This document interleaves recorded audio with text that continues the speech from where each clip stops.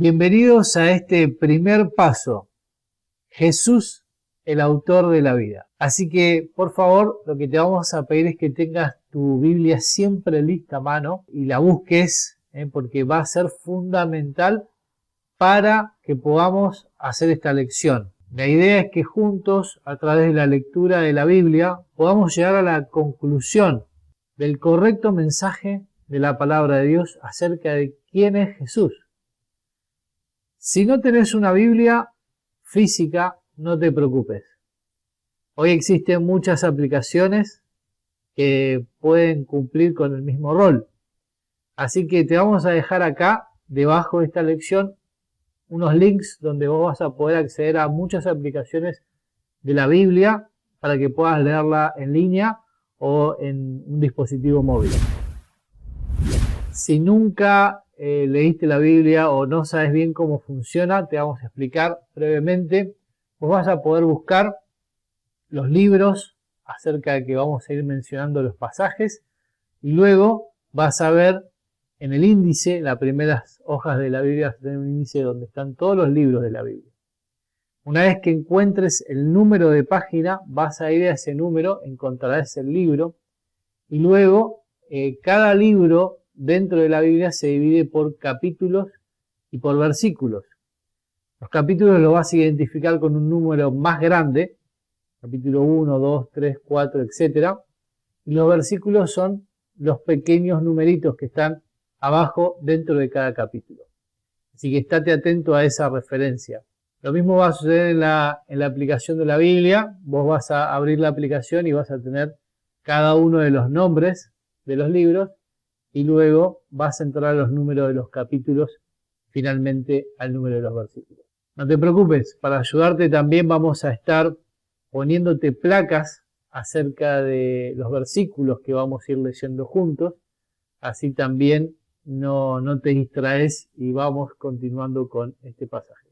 Una cosa que sí es importante es que vos puedas reflexionar en cada versículo que vamos a leer y puedas sacar tus propias conclusiones a las preguntas que se van a ir planteando para llegar a entender quién es Jesús.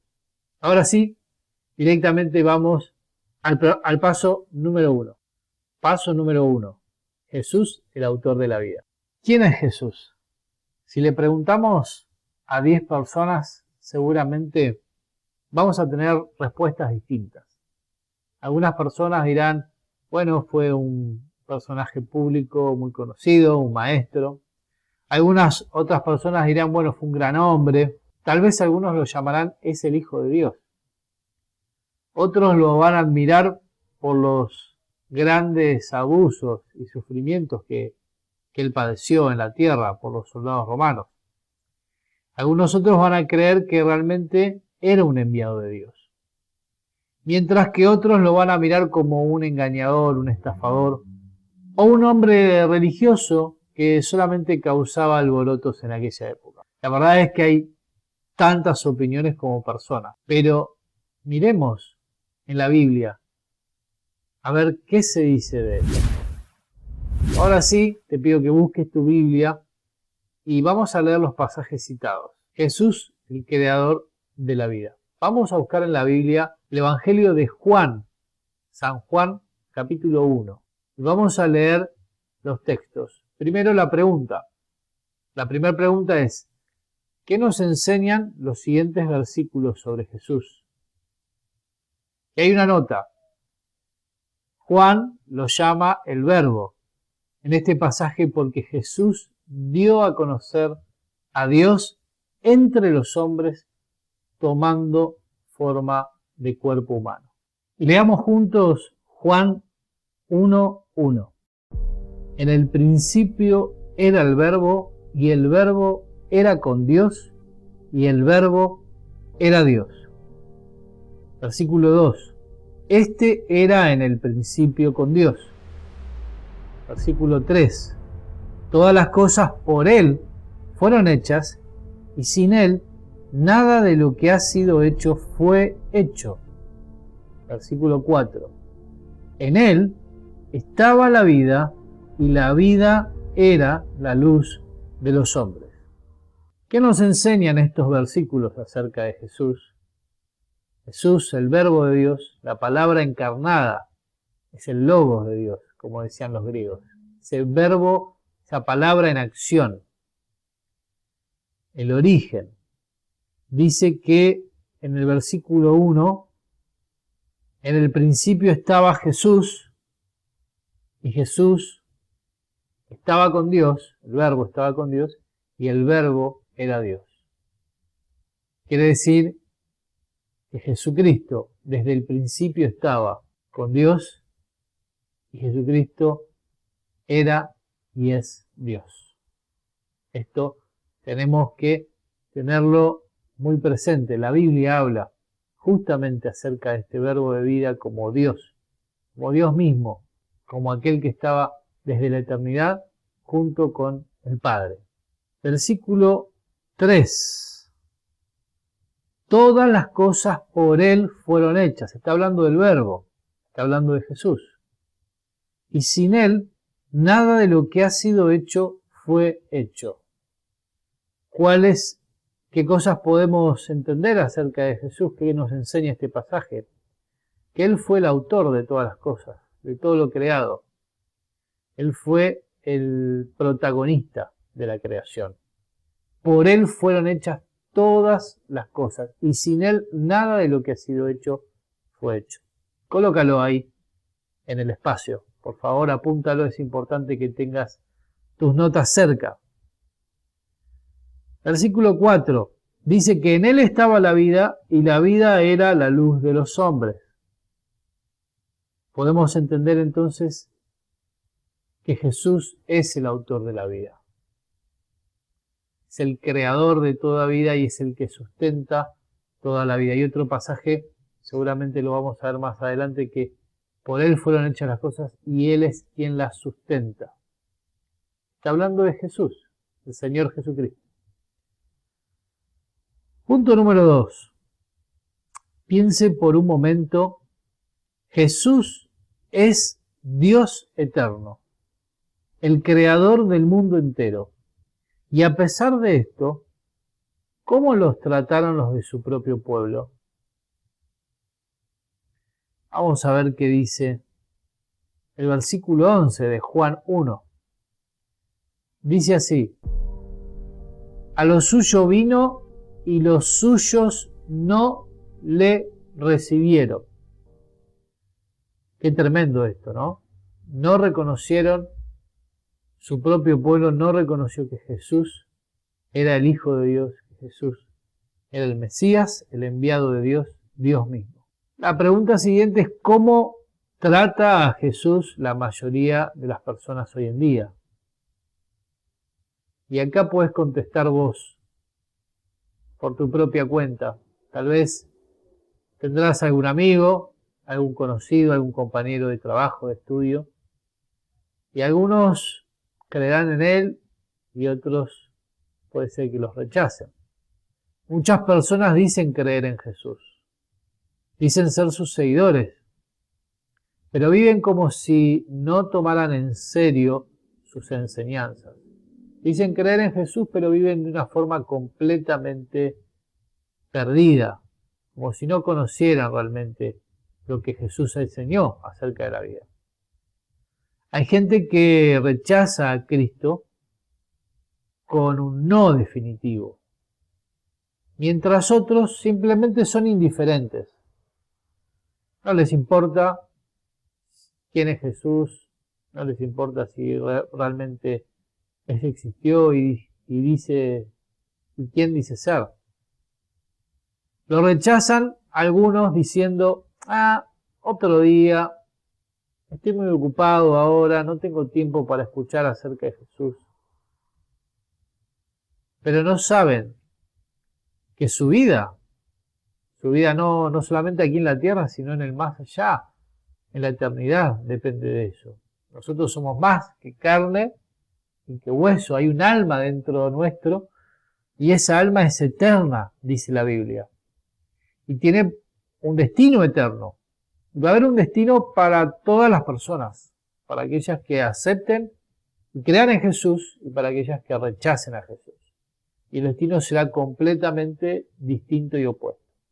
Dice la Biblia que unos tendrán la vida eterna y las otras personas el castigo eterno por sus delitos y pecados,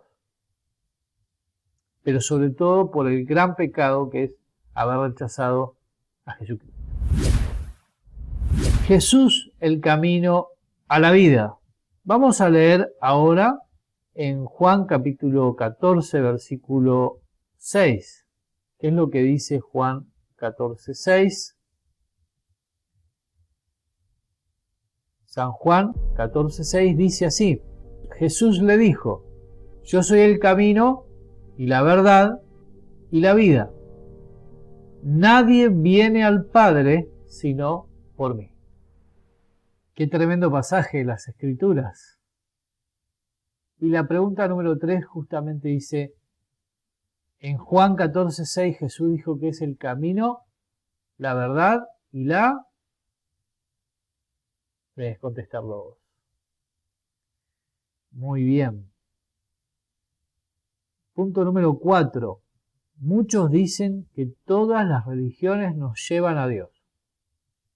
¿Qué opina usted? ¿Cree que eso es cierto? Según Jesús, ¿cuántos caminos hay al cielo? ¿Cuántos caminos hay al Padre? Bueno, aunque es común oír que todas las religiones nos llevan al cielo o nos llevan al mismo camino a Dios, Juan 14, 6 dice claramente lo contrario. Esto no es algo que nosotros los cristianos hemos inventado para excluir a otros, sino que fue el mismo Jesucristo el que afirmó que Él era el único camino a Dios. Volvemos a leer este pasaje. Y Jesús dijo: yo soy el camino y la verdad y la vida. Nadie viene al Padre sino por mí, dice el Señor Jesús. Es muy importante entonces que sepamos que Jesús es la vida y que Jesús es el único camino al Padre celestial. Pero hay un problema. Punto número 5.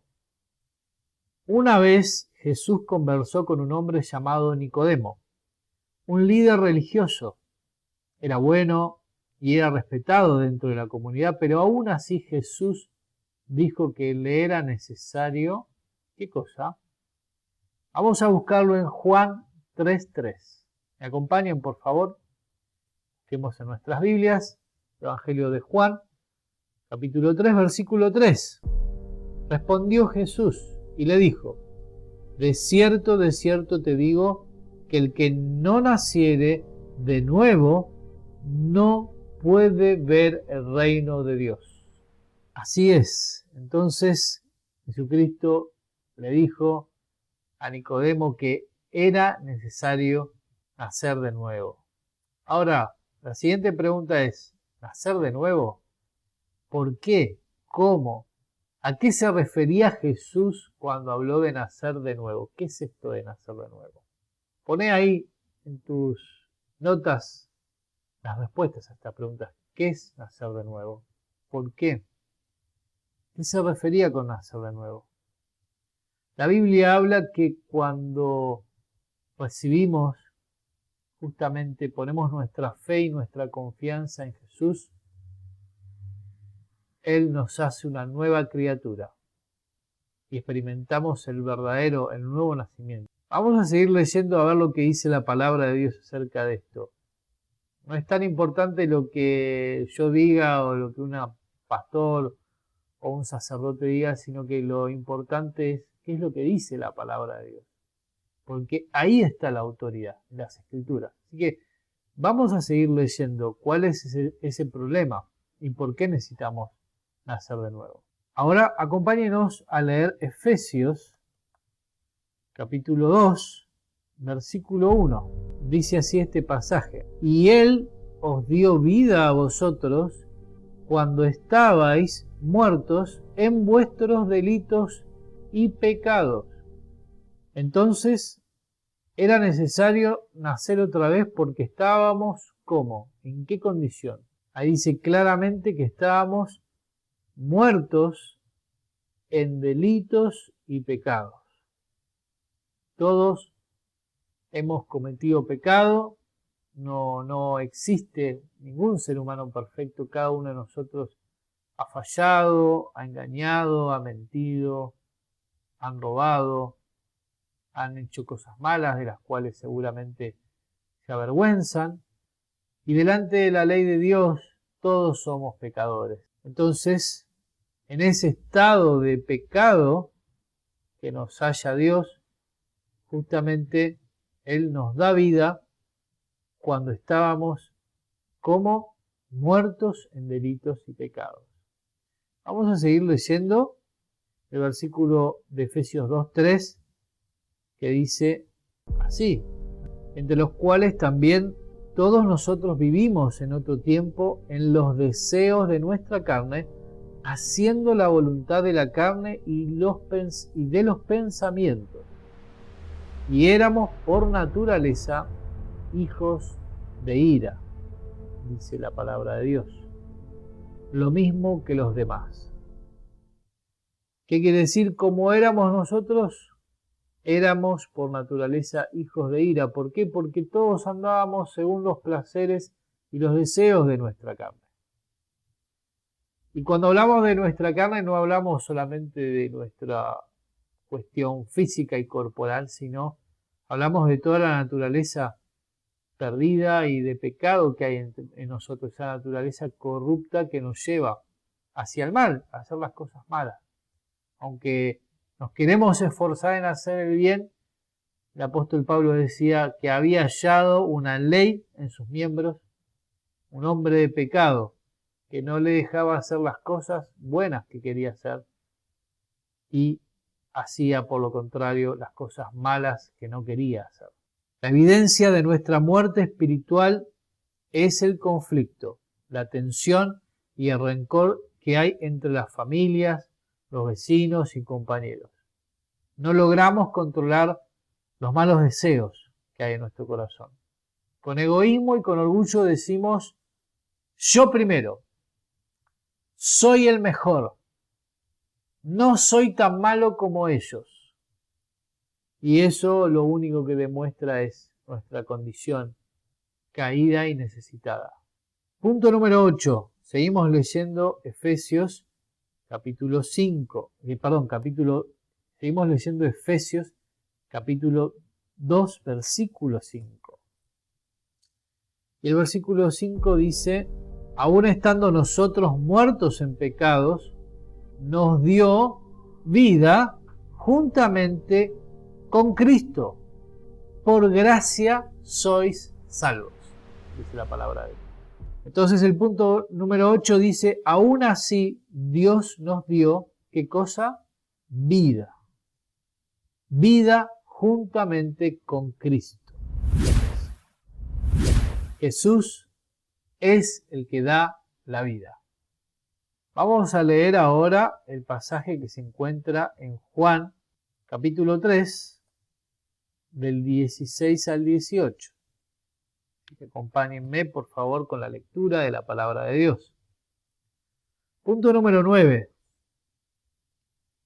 Jesús dijo que era necesario nacer de nuevo. Esto lo vimos en Juan 3:3. Se lo dijo a Nicodemo. ¿Cómo nacer otra vez? Es la pregunta. Si es necesario nacer de nuevo, ¿cómo yo puedo nacer de nuevo? ¿Cómo puedo nacer otra vez? Vamos a leer entonces la respuesta en Juan 3, 16 al 18. ¿Qué dice Juan 3:16 en cuanto a la actitud de Dios hacia nosotros? Juan 3:16 dice: porque de tal manera amó Dios al mundo que ha dado a su Hijo unigénito, para que todo aquel que en Él cree no se pierda, mas tenga vida eterna. Entonces, ¿qué dice Juan 3:16 en cuanto a la actitud de Dios que Dios tiene con nosotros? Y acá lo dice claramente: de tal manera amó Dios al mundo. Esta es la actitud que Dios tiene para con el ser humano, una actitud de amor. Un amor que sobrepasa cualquier otro amor que existe, que sobrepasa el amor de un padre a un hijo, de un esposo a una esposa, que sobrepasa cualquier amor. Es el amor de Dios por la humanidad. Dios nos amó tanto que dio ¿a quién? A su Hijo Jesucristo. ¿Qué entonces es lo que Dios ofrece a través de Cristo? La respuesta la tenemos aquí, en el versículo 16. Dice, para que todo aquel que en Él cree, ¿qué cosa? No se pierda, mas tenga vida eterna. Esto es lo que Dios nos ofrece a través de Cristo su Hijo. ¿A quién envió? Para darnos la vida eterna. Nos ofrece a cada uno de nosotros este precioso regalo de la vida eterna. Entonces, ¿quiénes son los que pueden acceder y tener esta vida eterna? Y la pregunta también se contesta aquí mismo. Para todo aquel que en Él cree. Para todo aquel que en Él cree. No se trata de una determinada religión, no se trata de una salvación para un determinado grupo de personas o para un determinado conjunto de naciones o de personas de acuerdo a ciertas características, sino que se trata primeramente de a toda persona que crea en Jesucristo, a quien Dios envió. Es importante notar que la vida eterna no solo se ofrece para nuestro futuro en el cielo, sino que también es una nueva vida ahora mismo. Dios nos ofrece una nueva vida que comienza desde este momento, desde el momento que vos recibís a Jesucristo como tu Señor y Salvador en tu vida. Juan 5:24 dice que el creyente ha pasado de muerte a vida. Esto es algo que comienza en el mismo momento que recibe a Jesús. Punto número 10. Podemos preguntarnos entonces, ¿es cierto que Dios vive enfadado y goza en castigarnos a nosotros? A veces tenemos esta visión distorsionada de quién es realmente Dios, porque tal vez nos han enseñado así, que Dios es un Dios que vive enojado, que se enfada, que está peleando continuamente con el ser humano. Tal vez tenemos esta visión porque hemos tenido una infancia difícil, pasado situaciones que no hemos tenido un correcto modelo a seguir, pero la Biblia dice que es todo lo contrario. Vamos a leer Juan 3:17. Miren lo que dice la palabra de Dios, versículo siguiente. Porque no envió Dios a su Hijo al mundo para condenar al mundo, sino para que el mundo sea salvo por él. ¡Qué tremendo! Dios no envió a Jesús a condenarnos, no envió a Jesús para castigarnos, sino que envió a su Hijo al mundo para que todos podamos ser salvos por Él, mediante Él. Entonces, si una persona se condena, ¿por qué causa es? ¿Por qué no todos van al cielo? ¿Por qué algunos van a ser juzgados? Vamos a leer el versículo 18 a ver qué dice. El que en Él cree no es condenado, pero el que no cree ya ha sido condenado porque no ha creído en el nombre del unigénito Hijo de Dios. Y esto es tremendo entonces. Las personas que son condenadas no van a ser porque Dios las condenó, sino que se han condenado a sí mismas por no haber creído en el Hijo unigénito de Dios, a quien Dios envió para salvar a la humanidad. Han despreciado la salvación de Dios despreciaron y rechazaron a aquel que es el autor de la vida y por lo tanto ellos mismos se autocondenaron al no recibir el regalo de la salvación en Cristo Jesús. Punto número 11 final de este primer paso. Lejos de condenarnos, lo que Dios realmente quiere es que seamos sus hijos. ¿Qué es lo que nos convierte entonces en hijos de Dios? Te preguntarás. Y en Juan capítulo 1 versículo 12 tenemos también una respuesta para esto. Acompáñame, vamos a volver al capítulo 1 de Juan y vamos a buscar en el versículo 12 y dice así la palabra de Dios. Preste mucha atención, por favor. Mas a todos los que le recibieron, a los que creen en su nombre, les dio potestad de ser hechos hijos de Dios. Qué tremendo esto. Qué precioso esto. El saber que Dios nos da el poder, el derecho y la autoridad de ser hijos de Dios. Eso es lo que significa la palabra potestad. Derecho de ser hijo, poder y autoridad como hijo suyo. Pero entonces, ¿qué tenemos que hacer para recibir esta potestad de ser hechos hijos de Dios? Justamente debemos creer, porque dice acá, a los que creen en su nombre. A los que creen son hechos hijos de Dios. Entonces, creer y recibir es un sinónimo, es lo mismo. Creer en Jesús es recibir, aceptar a Jesús, es confiar en Jesús. Y acá nos deja una reflexión, porque dice, cuidado, porque muchos son los que creen, pero con la mente y no con el corazón. ¿Hay una diferencia entre creer con la mente y creer con el corazón? Hay una diferencia entre tener una aceptación de un cúmulo de ideas de forma intelectual a realmente recibirlo en tu corazón de una forma genuina, abrazarlo. Y yo creo que sí, que hay una diferencia. Cuenta una historia que había una persona, un equilibrista, que se decía que era el más famoso y mejor equilibrista del mundo.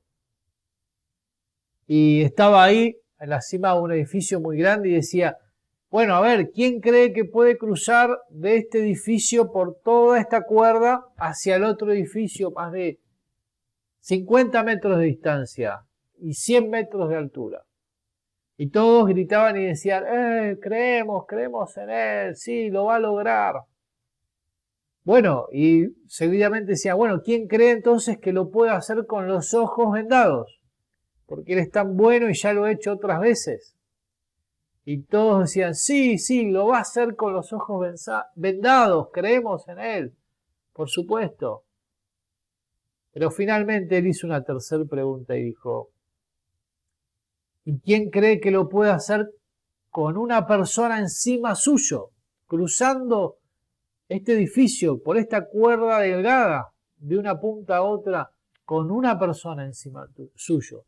Y todos dijeron que sí, que creían que él lo podía lograr. Ahora lanzó la última de las preguntas y dijo, bueno, ¿quién va a ser el voluntario de subirse arriba mío? Y todos los que estaban ahí quedaron en silencio. Pero solamente un niño levantó su mano. Yo te pregunto, ¿quién de todos ellos verdaderamente creyó en él? ¿Quién de todos ellos verdaderamente confió en él y estaba dispuesto a seguirle en consecuencia? Tal vez este sea un ejemplo un poquito extremo, pero nos puede hacer reflexionar acerca de cuál es nuestra verdadera confianza en Jesús. No se trata solamente de pensar que Él existe o que es simplemente el Hijo de Dios. Se trata de confiar en Él con todo tu corazón, como tu única esperanza para alcanzar la vida eterna. Pare un momento y medite sobre estas implicaciones de la lección. ¿Cómo es tu vida hoy? ¿Estás cansado de tratar de vivir bien, pero sin lograrlo? Hasta ahora, ¿cuál fue tu actitud hacia Cristo? ¿Fue indiferencia? ¿Fue rechazo? ¿Fue obediencia? ¿Tuviste respeto acerca de Jesús, pero lejos? ¿O no habías pensado mucho en Él? Pone tu respuesta ahí. Cada uno de nosotros tendrá que dar respuesta de sí mismo. Y quiero preguntarte por última vez, ¿has recibido la vida que Cristo te ofrece? ¿Sí? ¿No? ¿O no estás seguro? Si tú murieras hoy y fueras a pedir permiso para entrar al cielo y el Señor te preguntara ¿por qué debo dejarte entrar al cielo? ¿Qué le dirías? ¿Será por tus méritos? ¿Por tus buenas obras? Tal vez porque no mataste a nadie, porque hiciste una vida normal. Quiero decirte que nada de eso es suficiente para ir al cielo. Solo una cosa: creer en tu corazón Jesús es el Señor y recibirle como tu Salvador.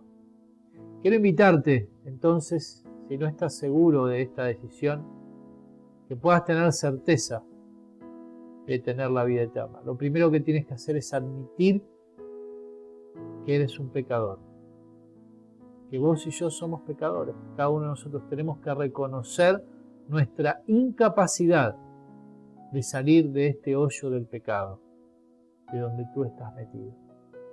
Número 2, tenés que decidir alejarte de tus pecados. Eso significa arrepentirse.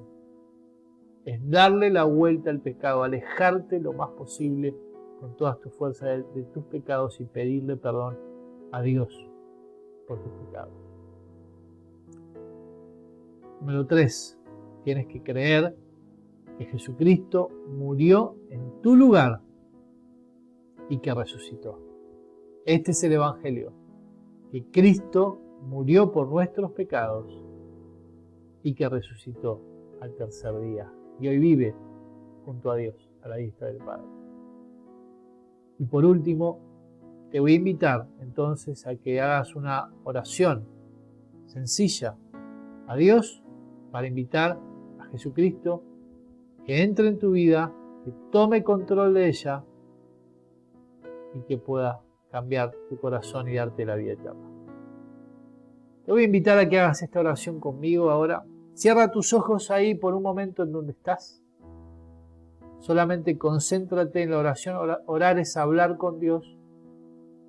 Enfócate en hablar con Dios. Cierra tus ojos, por favor. Y dile a Dios: Señor Jesús, reconozco que soy un pecador, que te he fallado, que he hecho cosas de las cuales me arrepiento. Y hoy decido alejarme del pecado y pedirte perdón por todo lo que yo he hecho en mi vida. Señor, en este día recibo a Jesús como mi Salvador. Lo recibo con todo mi corazón. Confío en Él. Creo que Él murió por mis pecados en la cruz del Calvario. Derramó su preciosa sangre para que yo sea limpio de mis pecados. Y tú le resucitaste al tercer día. Lo recibo como mi Salvador y te pido ahora que tú me des la vida eterna. En el nombre de Jesús. Amén. Si tú hiciste esta oración, por favor, hacénoslo saber en los comentarios aquí abajo. Estaremos deseosos por escucharte. Y recuerda que tienes a nuestra disposición una serie de consejeros en línea que te van a poder acompañar. Solamente contáctate con nosotros, envíanos un mensaje privado a través de la comunidad o a través de este grupo. Hay un link aquí abajo donde también vas a poder generar un contacto, una cita con este consejero en línea para que te pueda asesorar, guiar y acompañar en esta nueva vida en Cristo. Que Dios te bendiga, querido amigo, querida amiga. Bienvenido a Cristo. Bienvenido a la familia de Dios.